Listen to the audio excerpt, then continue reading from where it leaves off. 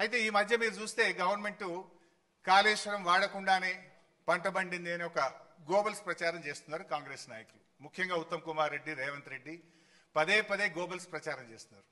అది కాళేశ్వరం వాడకుండా కాదు, మనకు ఈసారి మంచి వర్షాలు పడ్డాయి. నార్మల్ రెయిన్ఫాల్ కంటే లాస్ట్ ఇయర్ ఎక్సెస్ రెయిన్ఫాల్ ఉంది తెలంగాణలో. అందువల్ల వర్షాలు బాగా పడడం వల్ల ఏమైంది, ఎస్ఆర్ఎస్పి నుంచి మిడ్ మానేర్కు నీళ్లు తెచ్చుకున్నాం.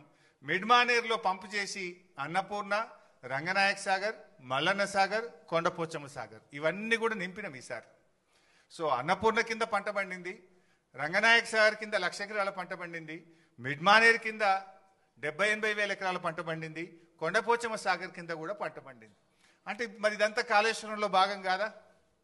వర్షాలు బాగుపడ్డాయి కనుక మనం ఇక్కడ మోటార్ లాంచ్ చేయకుండా డైరెక్ట్ ఎస్ఆర్ఎస్పి నుంచి మిడ్ మానేర్కి వచ్చినాయి. సో మిడ్ మానేర్లో మోటార్లు నడిపినామంటే ఇది కాళేశ్వరంలో అంతర్భాగం.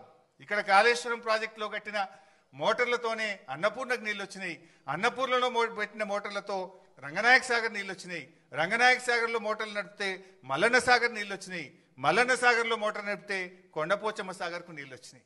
ఈ వ్యవస్థ అంతా కూడా పనిచేయడం వల్లనే పంట పండింది. మొదటి పంటకు, రెండవ పంటకు.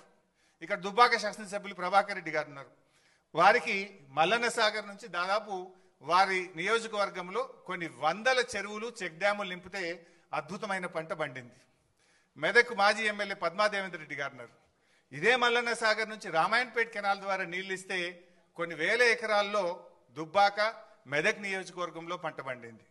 కొండపోచమ్మ సాగర్ నుంచి ఇటు యాదగిరిగుట్ట, ఆలేరు నియోజకవర్గానికి, గజ్వేల్ నియోజకవర్గానికి ఇవాళ నీళ్లు పోయినాయి. అంటే గోదావరి నీళ్లు కొండపోచమ్మ నుంచి యాసంగిలో నీళ్లు వదిలిండ్రు.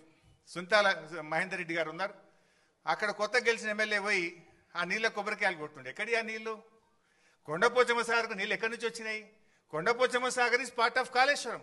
కాళేశ్వరం నీళ్ళు అక్కడికి వచ్చినాయి కనుక అక్కడి నుంచి కెనాల్ ద్వారా ఆలేరు నియోజకవర్గంలో మన యాసంగి పంటకు నీళ్ళు ఇచ్చినాము, సిద్దిపేట నియోజకవర్గానికి నీళ్ళు ఇచ్చినాము, సిరిసిల్ల నియోజకవర్గానికి నీళ్ళు ఇచ్చినాము.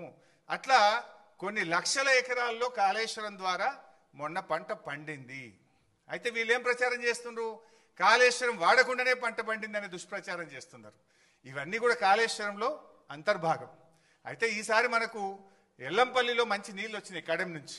సో ఎల్లంపల్లి మోటార్లు రన్ చేసి ఎల్లంపల్లి ద్వారా కాళేశ్వరం సిస్టమ్ పనిచేసింది, మిడ్ మానేర్ ద్వారా కాళేశ్వరం సిస్టమ్ పనిచేసింది. ఈ రెండు సిస్టంలు వాడడం వల్ల ఈసారి బ్రహ్మాండమైనటువంటి పంటలు పండినాయి.